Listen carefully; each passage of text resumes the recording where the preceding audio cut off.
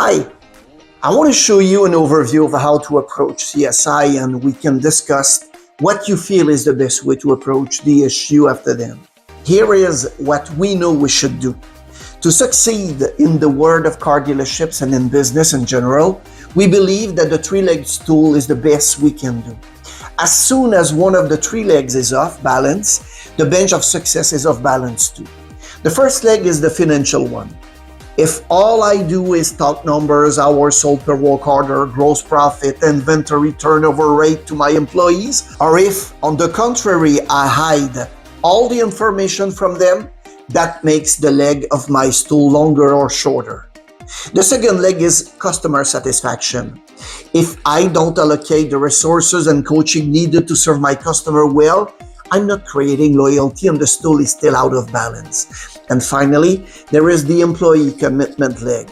If I don't have anything in place to retain good employees and keep them engaged, I end up with a major staff turnover problem, which costs me a fortune, and obviously the stool is also out of balance. All points are equally important and need to be worked on accordingly to get to the ultimate goal, customer loyalty. Our team have the tools to help with all the legs of the stool. Our team have the how and the what of the equation. We will show you that the main opportunity is very often not in the what to do or the how to do it. Most of the time, it is all about the will to do it, the behavior tied to this will. We've learned that the customer loyalty depends on one or all of those four factors. We call them the 4 P's of retail. People can be loyal because of price. Costco and Walmart are good examples of this. When you think about low price, those are two good examples. Customers can be loyal also because of the product. Apple, Starbucks are good examples. All customers know they pay more for an Apple cell phone or a coffee at Starbucks, but they do it anyway.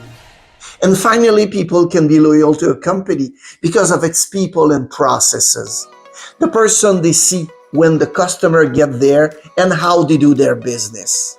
The real question is, what do we have the most control and influence over?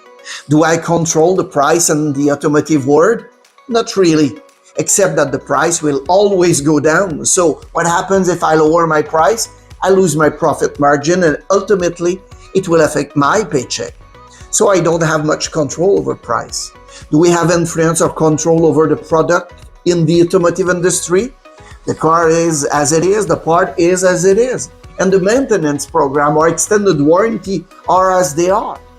I have no control or influence over the product. Do I have control or influence over the way we do business? So the process? Do we have control or influence over the behavior and attitude of my staff? Absolument! And that is the good news. We have control and influence over those, which have the greatest impact on the three leg of the stool we saw earlier. Completely satisfied on a survey just means we have good process in place and we do it most of the time. We are good, we are not great. Where do you get your highest gross? Satisfied or dissatisfied customer?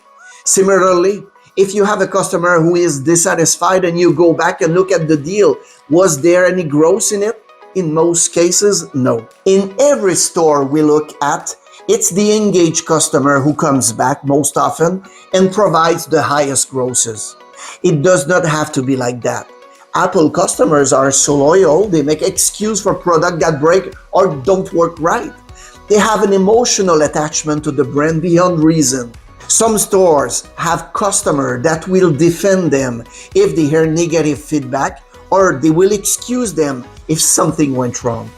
They will say to their friends something like, usually they are not like that. That is engagement. If I had to give a definition to the word engagement, it would be this: an emotional connection without reasoning.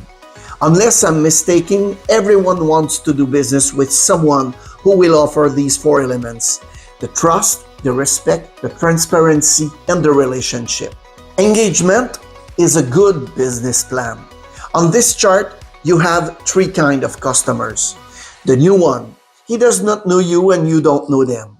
The referral, the one that say, hey, You want to have a new car? You have to see Mark at ABC Motors. And you have the repeat customer, the one that buy you a vehicle year after year and comes for service. And on the other side, we have our KPIs. So, in average, who will give you the biggest growth? The answer I get most of the time with group of people is the repeat customers. Who will give you the best CSI? The answer I get most of the time is the repeat customers. Who are the easiest to close? The answer I get most of the time is the repeat customer. Who creates the least amount of problems after the sale? Again, repeat customer. And finally, who provides the best word of mouth? The answer I get most of the time is repeat customer. So, can you explain me why a lot of dealerships spend most of their time, money, and energy with the customer that are giving them the smallest gross CSI, closing rate, word of mouth, and the one that creates the most problems? It does not have to be that way. We have to look at it in a different way. You will not have engaged customer unless you have engaged employees. It has been our experience that the customers reflect back to us the attitude of the people they came in contact with in the store. If an employee feels they receive no respect or does not feel a part of what the dealership is trying to accomplish overall, sooner or later they will reflect the behaviors that makes them feel that way to the customers who come to the dealership. And according to the Gallup polling firm, most companies end up with three groups of people when it comes to engagement. To give you a clear picture of what this represents, imagine there's a piece of paper in the middle of the showroom. The highly engaged people who make up 25% of the workforce, usually managers, key employees, will see the piece of paper and bend down to pick it up. They understand that the leadership isn't about the words, it's about the actions. The engaged people enjoy working at the facility, and if they see that their boss see them, they'll bend down and pick up the piece of paper. If they don't think anyone is watching them, they'll walk right past without seeing it. And finally, there's what I call the dark side of the force, people who are disengaged. One thing for sure, they'll never see the piece of paper or bend down to pick it up. In fact, they're probably the ones who left it on the ground. It does not have to be this way. In fact, you have to move some of the disengaged and some of the engaged toward the highly engaged people with all the benefits that brings: more profitability, more productivity, less absence, etc. I'm sorry to say this, but I'm not a smart man. But there is something that I understand very well is how to make money. You have the sales, the expenses, and what is left at the bottom line is the profit. So let me ask you this. What is the company's biggest expense? Employee salary and benefit is the correct answer. What if we would just improve employee engagement by 10%? How much of an impact would it have on the bottom line and all those KPIs? They are your internal customer. They hear and see everything and are the best to provide insights. You can't buy team member engagement with compensation. You can't buy customer engagement with price. Everything happens in the relationship you build with them. Don't get me wrong, money is important, but it is not the only thing. You probably already know this.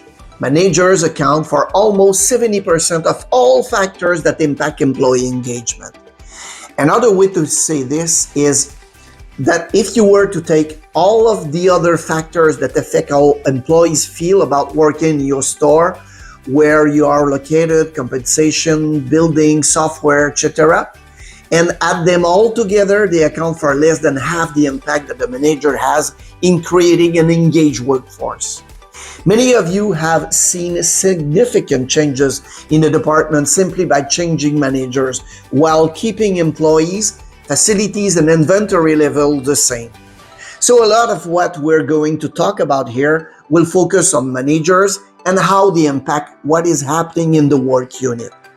If you think of all the employees who work in your store and rate them on a scale of 1 to 10, the 8 to 10, the 4 to 7, and the 1 to 3. When you ask the manager which of these three groups take up the most of their time, which one do you think they'll answer? The 1 to 3s. If you have something important to do, who are you going to ask? The 8 to 10.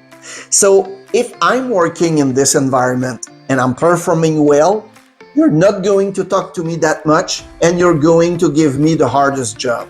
In this kind of culture, if I'm your boss and I say, come and see me at 4 p.m., what am I thinking as an employee? We can only sell what we own. If we don't embrace the concept, we won't be able to get buy-in for employees. We have worked with many dealers and managers for many years to determine what differentiates a manager who has engaged an employee and one who does not. We have a long list of best practices utilized by the high-performing manager, but that only tells us what needs to be done. The more important question is why? Why don't all managers embrace these practices? The answer to this question lies not in the fact about what needs to be done. These are indisputable. More engaged employees perform better, but in the beliefs of the managers themselves. If I put a gun on their head and I say, do it, do you think they would do it? It is never a matter of what. It is always a matter of beliefs. Let me show you an example. If we were in the lifeboat business years ago and we made a call on the people who were building the Titanic, we would have been pretty disappointed with how many lifeboats we were able to sell. Why didn't they buy the lifeboats? The belief that the Titanic couldn't sink. Fact, it did sink. Perhaps we could have made a better presentation, bringing in an expert in how things sink and showing picture of huge iceberg floating around in the North Atlantic. Do you really think we would have sold any additional lifeboats? Maybe a few. What would be our growth on those boats? Very little, because the core belief of our customer hadn't changed. Now, let's fast forward our story. The Titanic struck the iceberg and the boat is sinking. If we came along with our lifeboats then how many do you think we could sell? And what would be our growth on these sales? What changed from the time we originally tried to sell our lifeboats until the time when the boat was sinking? The facts have not changed. The boat was always capable of sinking and the lifeboats were always a necessary purchase. What changed were the beliefs of the people who had to spend the money. And so we come back to this key learning. We can only sell what we own.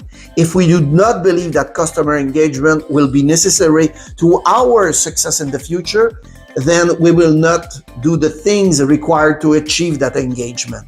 But be assured that this is not an engine overhaul, it's a tune-up. We're not talking about turning the dealerships upside down. We have some example of things dealers are doing. None of them are terribly expensive or complicated because it's already all about what's going on inside people's head, about changing their beliefs. The program would start at 6 days per store and can be ongoing afterward. There would be 1 day of preparation to customize the content and set up the survey. The first day in store would be for a meeting to present the customer engagement project and engagement survey to employees and managers.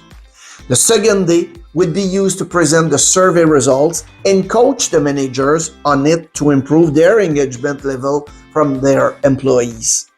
And the last day would be to look at an opportunity analysis tool with the relevant manager and key employees. Finally, between visits, there would be some virtual follow-up to monitor the action plan with the manager concerned. And because of the nature of this project, we need some preparation time to get ready before going in the store to customize our approach. Thank you for listening, and we look forward to talking with you again and discuss this project together.